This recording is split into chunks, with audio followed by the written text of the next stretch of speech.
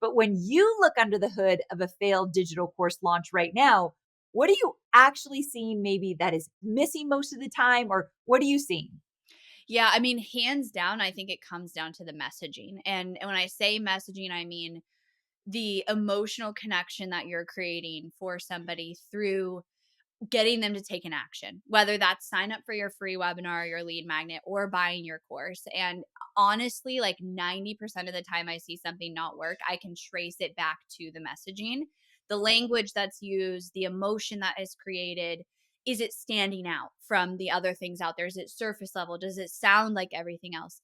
And that's not necessarily easy to do. You can't do that overnight. You have to learn. And the best way to learn is actually through doing. It's through creating content. It's through having conversations. It's through practicing this. And I think, the people who have been in this game for a long time, you, me, like we've had so much practice, right? Talking to our audience, creating content, running webinars. And I think that some people think you can do it once and it's like, there we go. But the messaging is the most important because that's how you stand out. That's how you capture attention. Attention is currency today, hands down, and get people to take action. And I think I always try to look at marketing as it's actually simple. It's not complicated.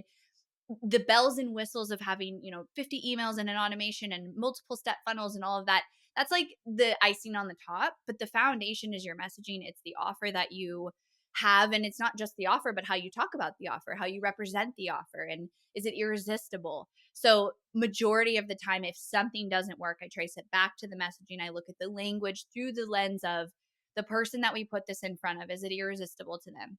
If we're in a time where there's so much noise and it's hard to get somebody to take an action because there's so much noise, our messaging just has to be that much better, that much more irresistible.